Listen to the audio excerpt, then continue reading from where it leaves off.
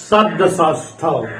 बच्चों, हमने आपको हिंदी में वर्ण बताया और वर्ण के भेद आपको बताए कि वर्ण दो प्रकार के होते हैं, स्वर और व्यंजन। इसके अलावा भी दो प्रकार के और वर्ण बताए थे आपको, जैसे कि अनुस्वर, विसर्ग और जो है अनुनासिक। आपको ये बताए कि स्वर कितने प्रकार के होते हैं, एक मात्रिक स्वर, द्विमात्रिक स्वर, त्रैमात्रिक या अपलुप्त स्वर। व्यंजन भी कई प्रकार के होते हैं, आपको जो है वर्ण के भेद वैसे व्यंजन के भेद बताए कि व्यंजन में आपको बताए कि बनावट या आकृति के आधार पर व्यंजन जो है चार प्रकार के थे मुख्य तौर पर, जैसे कि वर्ण व्यंजन, का वर्ण, चा वर्ण, पा वर्ण, ता वर्ण, टा वर्ण। ऊष्म व्यंजन, अंतस्थ व्यंजन, शाखा साहा, ऊष्म व्यंजन यारा लावा। ऐसे ही जो है रूढ़ व्यंजन और विशिष्ट या जो है आधुनिक व्यंजन आपको पढ़ाए। तो अब उसके बाद वर्ण या व्यंजन से मिल करके शब्द बनते हैं। कई वर्ण या कई अक्षर इकट्ठा होकर के कई वर्णों का समूह या अक्षरों का समूह, जिनमें स्वर केवल हो या केवल व्यंजन हो या स्वर व्यंजन सब साथ में हो, उन्हें ही हम शब्द कहते हैं। शब्द का मतलब हुआ बच्चों, शब्द से तात्पर्य हुआ कि वर्णों या अक्षरों का समूह शब्द कहलाता है। कई वर्ण या अक्षर हो, वो एक साथ अगर हो तो वर्णों के समूह को शब्द कहते हैं। अब वर्णों का समूह जब शब्द कहलाता है तो शब्द बेटा एक और तरह से डिफाइन कर सकते हो कि स्वरों का समूह, स्वर और व्यंजनों का समूह या केवल व्यंजनों का समूह या व्यंजन और विसर्ग का समूह। तो जब जो है व्यंजन और विसर्ग साथ साथ रहे, स्वर और व्यंजन साथ साथ रहे, व्यंजन ही रहे, तो उन्हें हम शब्द कहते हैं। जैसे कहीं जलज लिखा है तो आपको ये समझ में आ रहा है कि जा, ला और जा तीन वर्ण का ये समूह है, इसमें केवल व्यंजन है। लेकिन हम आपको उस दिन बताए थे बेटा कि हर व्यंजन में क्या लुप्त रहता है, आ छिपा रहता है। तो जा का मतलब है आधा जा प्लस आ, मीन्स आधा जा और आ मिल करके जा बना है। इसका मतलब ये हुआ कि ये जो है स्वर और व्यंजन का शामिलात रूप है। ऐसे ला में भी आधा आ और ला स्वर और व्यंजन का शामिलात रूप है।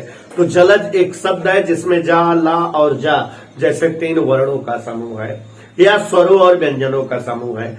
कहीं लिखा रहे दिव्या, तो यहाँ पर स्वर और व्यंजन एक साथ दिख रहे हैं। दा पे छोटी की मात्रा स्वर है, बाकी तीनों के तीनों अक्षर जो है व्यंजन है। तो स्वरों का, स्वर व्यंजनों का समूह, व्यंजनों का समूह, व्यंजन विसर्ग या स्वर व्यंजन विसर्ग का समूह हमको शब्द कहलाता है। और हम हिंदी वर्णमाला में शब्द को अगर समझते हैं तो शब्द को दो प्रकार से समझते हैं।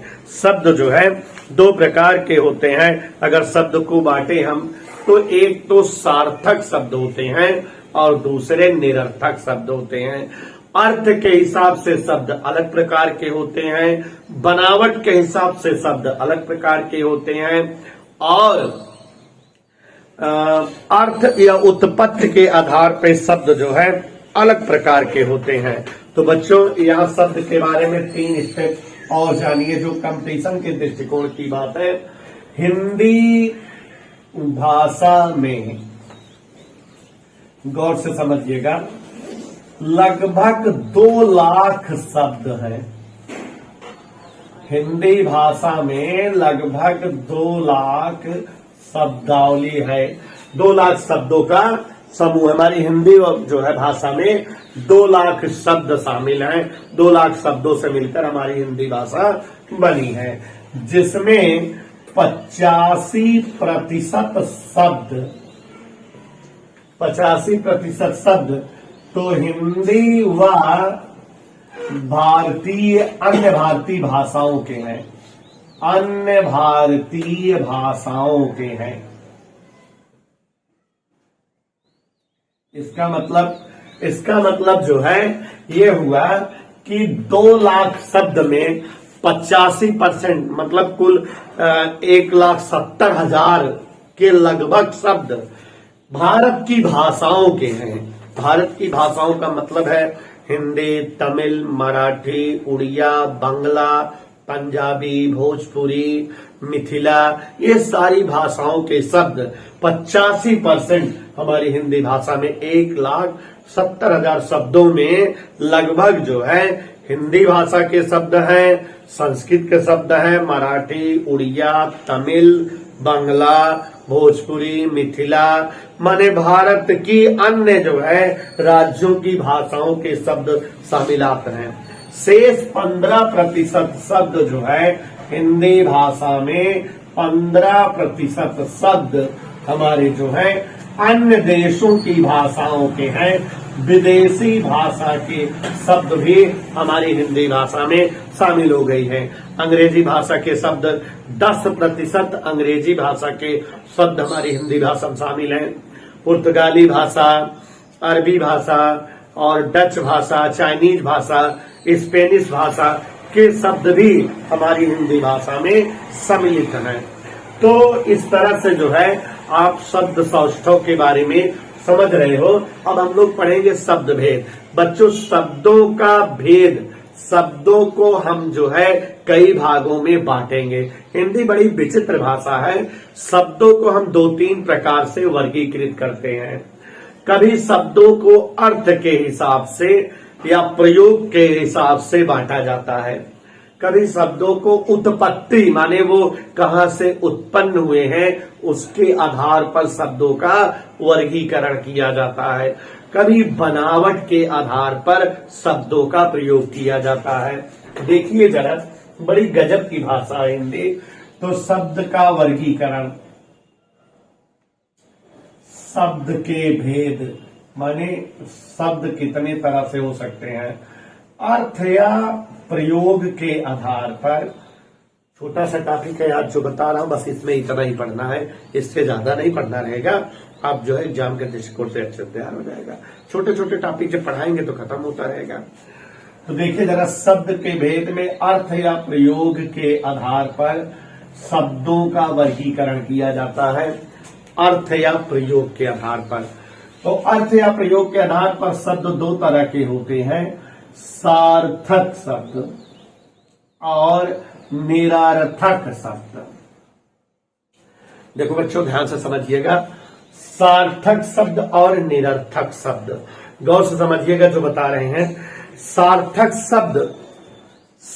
शब्द मतलब ऐसे हिंदी भाषा के शब्द जिनका कोई सार्थक अर्थ हो, जो है अर्थ के हिसाब से प्रयुक्त होते हो, जैसे रमेश, जैसे कमला, जैसे खाना, जैसे नहाना, सोना, जागना, टहलना, पीना, ये सब शब्द सार्थक शब्द हैं जिनका कोई अर्थ है और उस जो है भाषा में उनको हटा देने से जो है फर्क पड़ सकता है, वो वाक्य का अर्थ बदल जाएगा। भाई आप जानते हो कि जो है वर्ण या अक्षरों का समूह शब्द होता है और कई सारे शब्द मिलकर शब्दों के सार्थक समूह को हम वाक्य कहते हैं। जैसे रमेश जाता है, तो यह एक ऐसा वाक्य है जो 3 शब्दों का समूह है, रमेश, जाता और है। तो कई सारे सार्थक शब्दों के समूह को हम वाक्य कहते हैं। और वाक्य में कुछ शब्द ऐसे होते हैं जिनका जो है उपयोगिता है वाक्य में, जो अर्थ के हिसाब से प्रयुक्त हुए हैं, जिनका जो है हिंदी में उचित स्थान है। लेकिन जो है इसके उदाहरण के तौर पर हमने आपको बताया, रोना, गाना, टहलना, खाना। जैसे कह रहा है रमेश टहल रहे हैं, रमेश टहलता है। तो अब यहाँ टहलता ये जो है सार्थक शब्द है। अगर इसको हटा देंगे तो वाक्य अधूरा लगेगा, वो वाक्य जो है संतुष्ट नहीं होगा, पूर्ण नहीं होगा। है हटा देंगे तब भी वाक्य पूर्ण नहीं होगा। तो ये सभी शब्द जिनका मैंने नाम लिया सब सार्थक शब्द होते हैं, जिनका उचित वाक्य में स्थान होता है और उचित वाक्य में जरूरत होती है। अगर वाक्य में हटा दिए जाए तो वाक्य कंप्लीट नहीं रह जाता, अर्थ बदल जाता है। अब जो है निरर्थक शब्द, हमारी हिंदी भाषा में वाक्यों में कभी कभी कुछ ऐसे शब्द प्रयुक्त होते हैं जिनका कोई जो है अर्थ नहीं होता, लेकिन उनके प्रयोग से वाक्य थोड़ा सुसज्जित लगने लगता है। लेकिन उनका कोई अर्थ नहीं होता। जैसे कहते हैं शादी बड़े धूमधाम से मनाई गई, तो जब शादी बड़े धूमधाम से मनाई गई, धूम शब्द का अर्थ समझ में आ रहा है धूम धड़ाका हो रहा, लेकिन यहाँ धाम यहाँ निरर्थक शब्द है। इसको सपोर्टिंग शब्द, आप संयोजी शब्द कह सकते हो कि धूम के बगल धाम। बोलने में मजा आ रही है, बोलने में संतुलन वाक्य आ रहा है, बाकी इसका यहाँ कोई जरूरत नहीं। शादी बड़े धूमधाम से मनाई गई, तो यहाँ धाम शब्द, वाना शब्द, गाना माना शब्द या सफा चट, चटाचट, सट, सर्प, इस तरह के शब्द जो हमारे हिंदी वाक्यों में प्रयुक्त होते हैं वे सब निरर्थक शब्द हैं। कहते ना खाना वाना खा दिया, तो खाना वाना खा दिया में खाना तो सार्थक शब्द है, वाना का कोई अर्थ ही नहीं है, यहाँ बिना अर्थ वाला शब्द है, लेकिन इसको लोग बोलते समय मार देते हैं। पता नहीं जबान से लड़खड़ा के नहीं कर जाता है या जो है खाना को सपोर्ट देने के लिए बगल में लगा देते हैं। तो बड़े गजब के जो है हिंदी है। तो खाना वाना खा दिया, ऐसे ही कुछ शब्द तो सार्थक रहते हुए भी निरर्थक हो जाते हैं। मतलब ये तो ठीक है, खाना वाना, वाना जो है निरर्थक हो गया, निरर्थक शब्द, इसका कोई अर्थ नहीं है। धूमधाम से मनाया, धाम भी निरर्थक है, यहाँ कोई इसका अर्थ नहीं है। लेकिन बेटा एक बहुत अजीब बात बता रहा है, हिंदी वर्णमाला में किताब नहीं पाओगे, कि कुछ हिंदी में जो है ऐसे शब्द प्रयुक्त होते हैं जो रियली सार्थक होते हैं।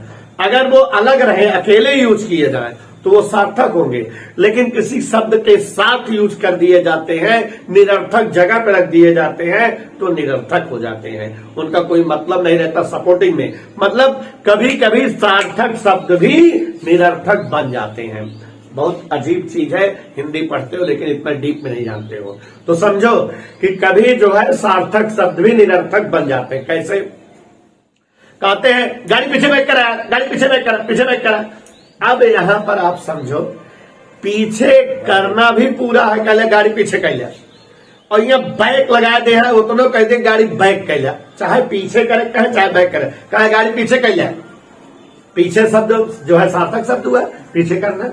बैक कर लिया, अगर कहा गाड़ी बैक कर लिया तो वही सटीक है, बैक करना भी यहाँ पर जो है सार्थक है, लेकिन दोनों एक साथ यूज करते हैं। गाड़ी पीछे बैक कर लिया, तो जब गाड़ी पीछे बैक कर लिया तो यहाँ बैक शब्द निरर्थक हो गया, ओके करो जरूरत नहीं था। कहीं ताला लाख कर दिया, तो ताला लाख एक चीज है यार, ताला लाख कहा ताला लाख कर दिया। तो यहाँ जो है सार्थक शब्दों को भी निरर्थक बना दिया जाता है।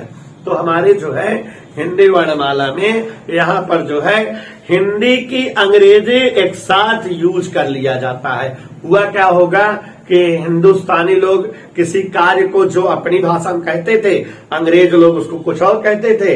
तो जे मीडियम स्टैंडर्ड रहा हुई पाई तो ये अंग्रेजी जानत रहा हुई है, हिंदी अंग्रेजी मिला एक बोल दे हुई है। तो अंग्रेज बोले हुई है गाड़ी बैक करो, ये सब बोला था गाड़ी पीछे करो, तो कहेंगे अब अपन शब्द तो भूलत ना आया है, कहें गाड़ी पीछे बैक करो, दोनों मिला लिए। तो गाड़ी पीछे बैक करना या ताला लाक करना इस तरह के शब्द हैं कि जिसमें जो है सार्थक शब्द भी निरर्थक शब्द हो जाते हैं। अब बच्चों ये हमारा शब्द भेद हुआ प्रयोग के आधार पे। आप सार्थक शब्दों को भी जान गए कि ऐसे सभी शब्द जिनका उचित स्थान और उचित अर्थ होता हो, जिनके न रहने पर वाक्य का अर्थ बदल जाता हो और वाक्य अपूर्ण हो जाता हो, वे शब्द क्या कहलाते हैं? सार्थक शब्द। निरर्थक शब्द का मतलब हुआ कि ऐसे शब्द जिनके वाक्य में कोई आवश्यकता नहीं होती, बस वाक्य को मनोरंजनकारी या जो है अच्छा लगने वाला बनाने के लिए प्रयुक्त होता है, जिनको हटाने पर वाक्य में कोई फर्क नहीं पड़ता, निरर्थक शब्द है। कभी कभी सार्थक शब्दों को भी निरर्थक बना लिया जाता है। अब बच्चों दूसरा शब्द का भेद है बनावट के आधार पे। हमने बताया कि शब्दों का भेद एक तो प्रयोग या अर्थ के आधार पे, दूसरा उनकी बनावट के आधार पे, और तीसरा उत्पत्ति के आधार पे शब्दों का वर्गीकरण। तो यहाँ पर देखो जरा, बनावट के आधार पे, तो बनावट के आधार पे आप जान रहे हो कि एक जो है शब्द बनावट के आधार पे ऋण शब्द होते हैं, एक यौगिक शब्द होते हैं और एक ऋण यौगिक। तीन तरह के शब्द होते हैं बनावट के आधार पर। पहला शब्द है रूढ़ि शब्द,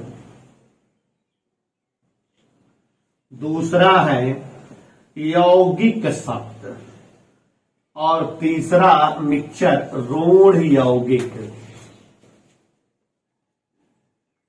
ध्यान दीजिएगा, हम आपको शब्दों का वर्गीकरण बता रहे थे।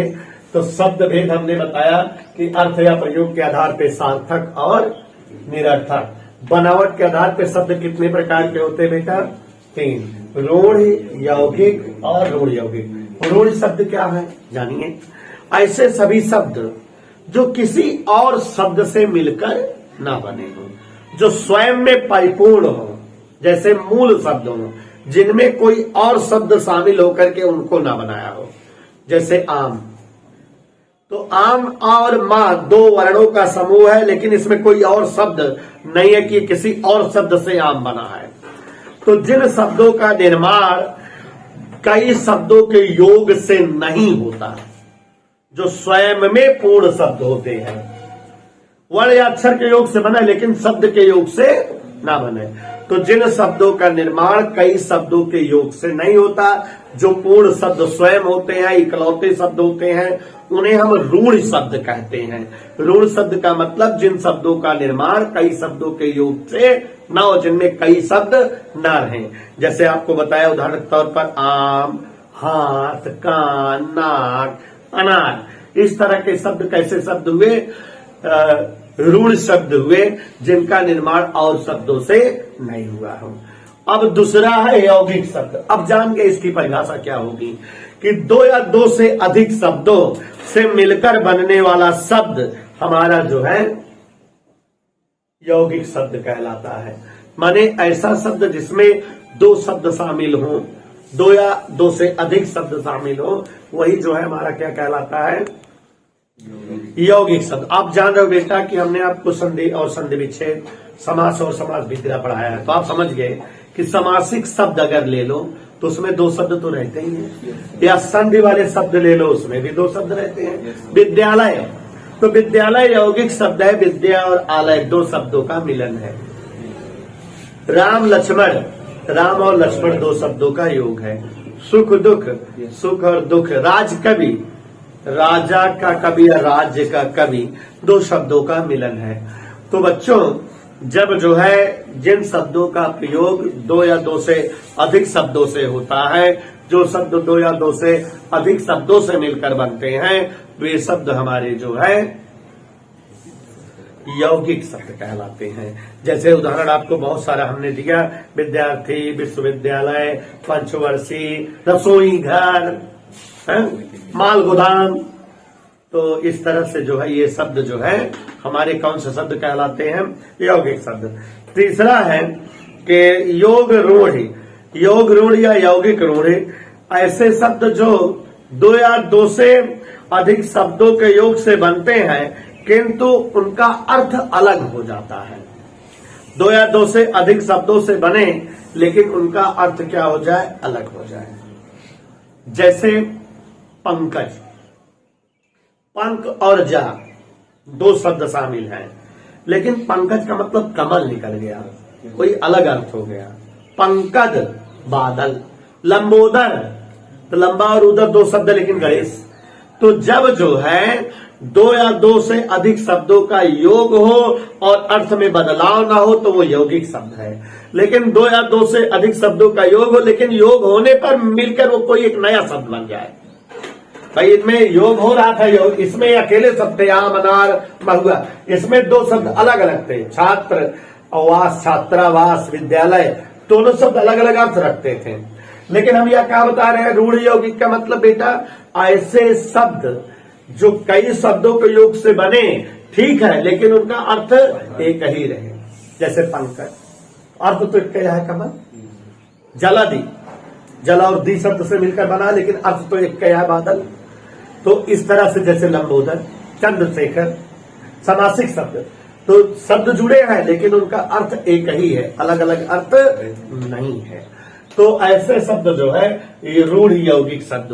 तो इस तरह से बच्चों शब्दों का भेद हमने आपको दो प्रकार से बताया कि शब्द दो प्रकार से अभी आपको वर्गीकृत किया, एक तो अर्थ के आधार पे और दूसरा शब्दों को उनके बनावट के आधार पे। और बच्चों अब तीसरा हम शब्दों को उनकी उत्पत्ति के आधार पे वर्गीकृत करेंगे। तो बहुत ही इंपॉर्टेंट टॉपिक है ये बच्चों। शब्दों का वर्गीकरण जैसा कि हमने बताया आपको तीन प्रकार से किया जाता है। पहला शब्दों का वर्गीकरण था अर्थ के आधार पे या प्रयोग के आधार पे। दूसरा आपने अच्छे से समझ लिया कि बनावट के आधार पे, यौगिक शब्द, रूढ़ शब्द, रूढ़ यौगिक। अब ये सब कहीं पढ़े नहीं होंगे, लेकिन अब पढ़ा रहे तो जानिए बेटा। इन्हीं तरह क्वेश्चन पूछेगा तो आप बता लीजिएगा। 4 ऑप्शन दे देगा, कहेगा निम्न में निरर्थक शब्द है। अब अपने आप जान जाओगे कि निरर्थक शब्द कौन है। जहां वाना लिख रहे तुरंत मार देगा, जान जाए कि निरर्थक ये शब्द है, यूज वहां है। तो इसके पहले कहां से बता सकते थे। अब जैसे कि तीसरा प्रकार है जो कंपटीशन के दृष्टिकोण से बहुत ज्यादा महत्वपूर्ण है। ये बहुत ज्यादा महत्वपूर्ण है कंपटीशन दृष्टिकोण से बात करते हो। तो उत्पत्ति के आधार पर शब्दों का वर्गीकरण। तो बच्चों उत्पत्ति के आधार पे माने शब्द कैसे प्राप्त हुए हैं, अलग अलग भाषा से मिले हैं, हिंदी भाषा से मिले हैं, विदेशी भाषाओं से, क्षेत्रीय भाषाओं से, राज्य की भाषाओं से। तो हम जो है शब्दों को उत्पत्ति के आधार पे 4 भागों में बांटते हैं। तत्सम,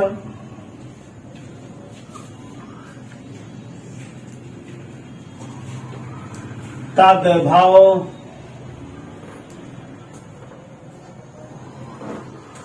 देशज,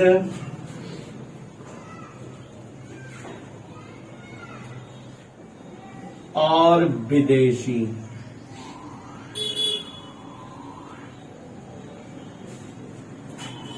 ऐसी कोई परीक्षा कंपटीशन की नहीं होगी कि जिसमें हिंदी आए और जो है तद्भव और तत्सम का दर्शन न हो आपको।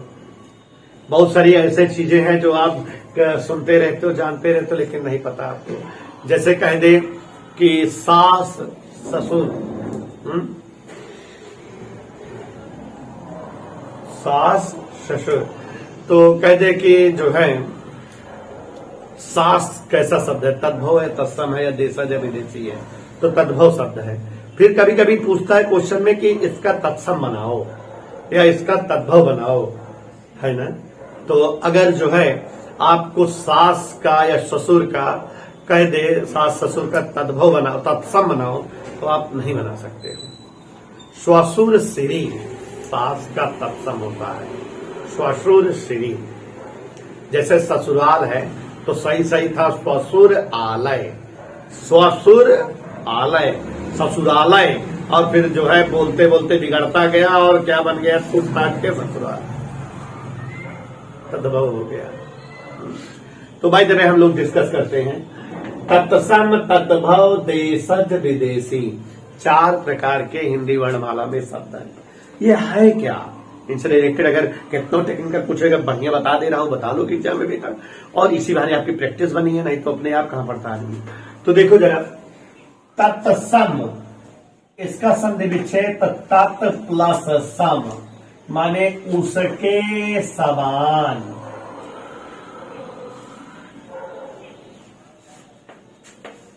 आप जानते हो बच्चों कि हमारे हिंदुस्तान में जो है इस समय हम लोग का देश आजाद है, उसके पहले परतन था तो अंग्रेजों का शासन था। तो हमारे हिंदुस्तानियों के बीच अंग्रेज लोग रहते थे, उनकी भाषा अंग्रेजी रहती थी। तो हमारी भाषा में अंग्रेजी की छाप पड़ी है, हमारे शब्दों में अंग्रेजी के शब्द घुसे हुए हैं और हमारी भाषा में अंग्रेजी की बहुत ज्यादा छाप है। अंग्रेजों के पहले आपको पता है कि तमाम विदेशी आक्रमणकारी आए भारत में और बस गए। जैसे मुसलमान वगैरह मुगल कालीन लोग आए और भारत में बस गए, तो उनकी भाषा अरबी फारसी वगैरह थी, तो उर्दू थे। तो हमारी भाषा में उर्दू के शब्दों की भी भरमार है और उर्दू भाषा भी भरी हुई है। उर्दू भाषा के भी छाप हमारी हिंदी भाषा में है, क्योंकि हम लोग आपस में आम बोलचाल में प्रयोग करते थे रहे होंगे, तो उनके शब्दों को धीरे धीरे हमारी भाषा में शामिल होते गए होंगे। वैसे ही बच्चों उसके पहले जो है हमारी भारत की भाषा देववाणी संस्कृत थी। तो सही सही हिंदुस्तान की भाषा संस्कृत ही है। संस्कृत ही भाषा हिंदुस्तान थी। राजा महाराजा वगैरह के समय संस्कृत ही चलती थी। राम और कृष्ण काल में संस्कृत भाषा ही थी। तो हमारी जो है ज्यादातर हिंदी भाषा में संस्कृत शब्दों की भरमार है और संस्कृत भाषा की छाप है। और उसके भी पहले, संस्कृत भाषा से भी पहले प्राकृत भाषा हिंदुस्तान में चलती थी। तो यहाँ मैं एक कंपैरिजन की बात बता दिया। हिंदुस्तान की सबसे प्राचीन भाषा प्राकृत या पाली भाषा जिसको कहते हैं, जो महात्मा बुद्ध वगैरह के समय में थी। तो प्राकृत या पाल भाषा, उस पाली भाषा, उसके बाद संस्कृत और फिर उर्दू और जो है फारसी मिश्रित हिंदी और फिर उसके बाद अंग्रेजी मिश्रित हिंदी और अब जो है शुद्ध रूप से सबके मिक्सचर का बाप हिंदी है ना। तो इस तरह से जो है हम अब जो है शब्दों के बारे में जानते हैं। तत्सम, तत् धन सम, उसके समान। ऐसे शब्द जो संस्कृत भाषा के हों, संस्कृत भाषा से लिए गए हों और ज्यों का त्यों लिख दिए गए हों, बिना कोनो बदलाव किए हुए, ऐसे शब्दों को हिंदी भाषा के लिए तत्सम शब्द कहा जाता है। मतलब कि हिंदी भाषा में हमारे संस्कृत से काफी शब्द उतर के आए हैं। माने हमारी हिंदी में संस्कृत भाषा के शब्दों की भरमार है। लेकिन अगर हम हिंदी भाषा में कुछ ऐसे शब्द देखें तो वो जैसे संस्कृत में यूज होते हैं, संस्कृत रूप उनका जैसे होता है वैसे हिंदी रूप में होता है। श्याम, तो श्याम वर्ण संस्कृत भाषा में श्याम को श्याम लिखा जाता है। हिंदी में भी अगर हम श्याम कहीं लिख दिए हैं, काले के लिए श्याम लिख दिए हैं, कृष्ण लिख दिए हैं, श्याम लिख दिए हैं, अच्छे लिख दिए हैं, तो ये संस्कृत में भी यही थे, हिंदी में भी वैसे ही लिखे जा रहे हैं। तो जो है जो शब्द हिंदी भाषा के जो शब्द संस्कृत से लिए गए हो लेकिन ज्यों का त्यों लिखे जा रहे हो, वे शब्द तत्सम शब्द कहलाते हैं। तो हिंदी भाषा के ऐसे शब्द जो संस्कृत भाषा से लिए गए हों लेकिन हिंदी भाषा में संस्कृत शब्दों की तरह ही इस्तेमाल होते हो, ज्यों का त्यों लिखे जाते हो, उनमें कोई परिवर्तन न होता। जैसे संस्कृत भाषा में सांप को सर्प कहा जाता है, तो अगर हम कहीं हिंदी में भी सर्प शब्द कहीं लिखें कि सर्प भाग रहा है, तो इसका मतलब संस्कृत वाला शब्द ही हम लिख रहे हैं, बिना उसमें कोई बदलाव किए लिख रहे हैं, हूबहू उतार दे रहे हैं, सेम सेम उतार दे रहे हैं। तो ये जो है सर्प शब्द तत्सम शब्द हुआ। तो तत्सम शब्द मतलब ऐसे शब्द जो संस्कृत भाषा से, संस्कृत जो है भाषा के शब्द हो और हिंदी में ज्यों का त्यों लिखे जा रहे हो, बिना किसी बदलाव के लिखे जा रहे हो, ज्यों का त्यों उतारे जा रहे हो, ऐसे शब्दों को हम जो है तत्सम शब्द कहते हैं। जैसे सर्प को संस्कृत में भी सर्प कहते हैं, हिंदी में भी सर्प लिख रहे हैं। अच्छी, आंख को अच्छी कहते हैं। नयन, आंख को नयन संस्कृत भाषा में, हिंदी में भी नयन कह रहे हैं। गृह, संस्कृत में भी गृह कहते हैं, हिंदी में भी गृह कह रहे हो, तो ये कौन से शब्द हुए बेटा? तत्सम शब्द। जब संस्कृत भाषा के शब्दों को हिंदी भाषा में ज्यों का त्यों लिखा जाए और उनमें कोई बदलाव न किया जाए, वो ज्यों के त्यों उतारे जाए, तो उन्हें हम जो है तत्सम शब्द कहते हैं। जैसे श्याम, जैसे काग, जैसे श्वान, कुत्ते को संस्कृत में श्वान कहते हैं। मतलब एक और पहचान बता दे रहा हूं कि जिस शब्द की संस्कृत बनाओ और वही शब्द आ जाए, तो इसका मतलब वो तत्सम शब्द है।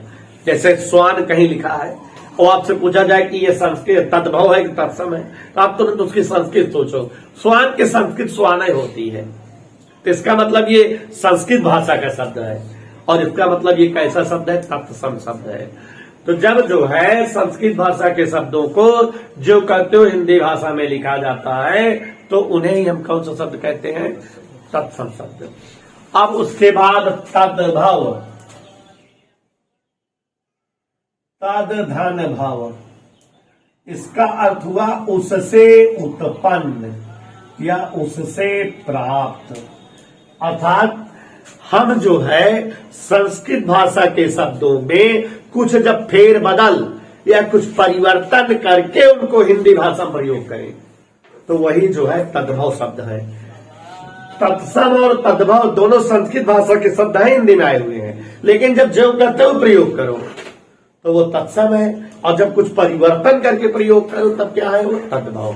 तो संस्कृत भाषा के शब्द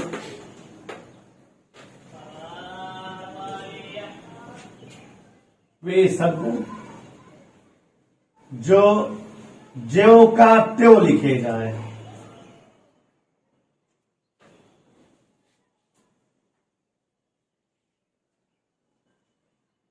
ज्यों का त्यों प्रयुक्त हो, वो क्या कहलाते हैं। और संस्कृत भाषा के शब्द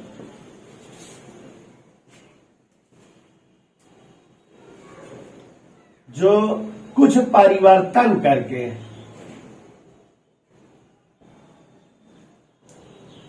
माने उनमें कुछ बदलाव हो गया हो, प्रयोग करते करते कुछ उसका रूप बिगड़ गया हो, जैसे सर्प है, सर्प तो सर्प सांप जाता है, सर्प जाता है, सर्प जात सर्प से धीरे धीरे बदलत बदलत सांप बन गया।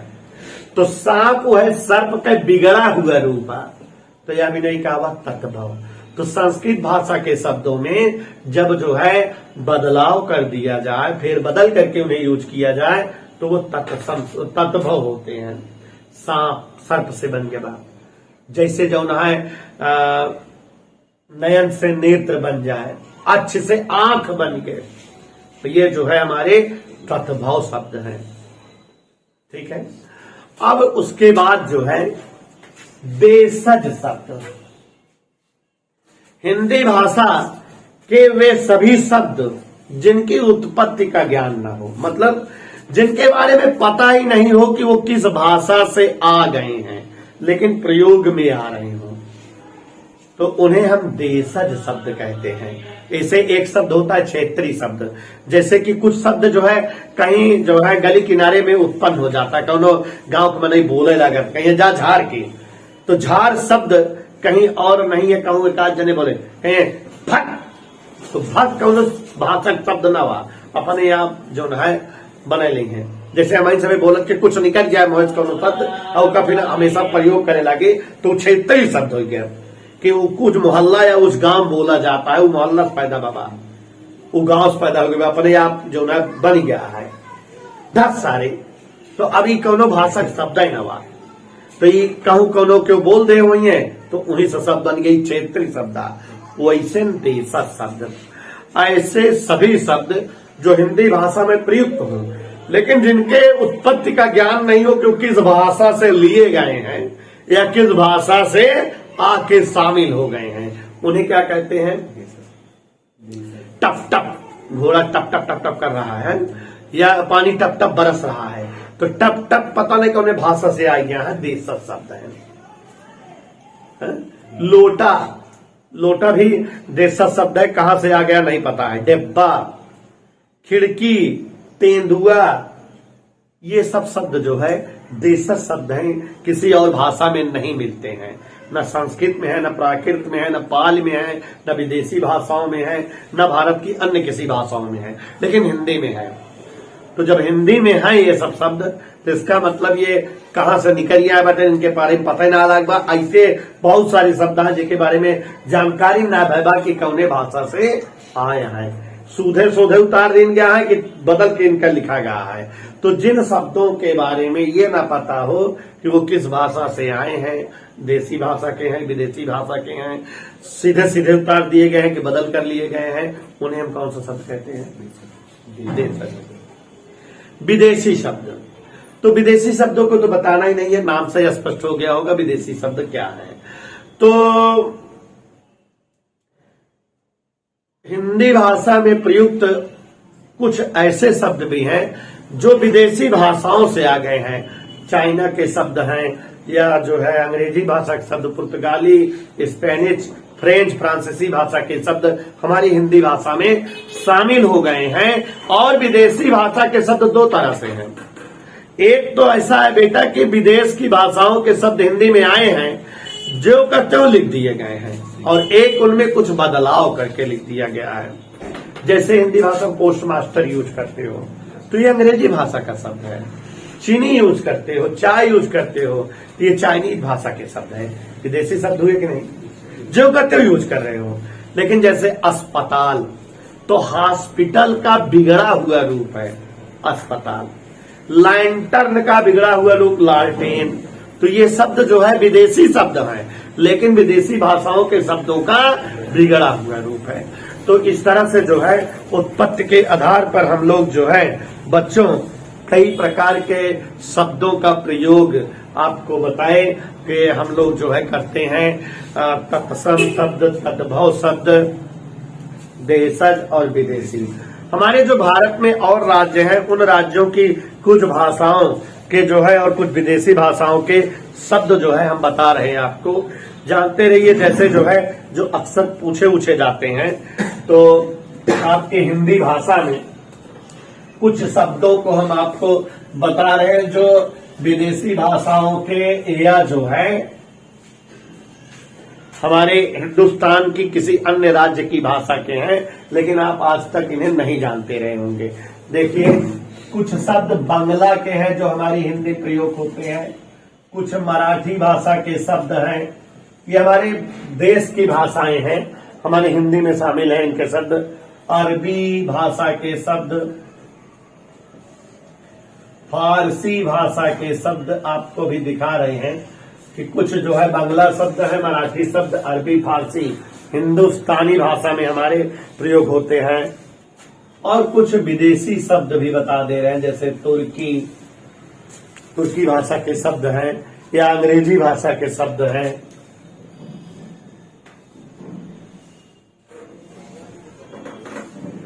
चाइनीज भाषा के शब्द या पुर्तगाली भाषा के शब्द। कुछ शब्दों को बता दे रहे हैं जो आप अक्सर प्रयोग करते हो लेकिन आज तक नहीं जानते थे कि ये किस भाषा के हैं।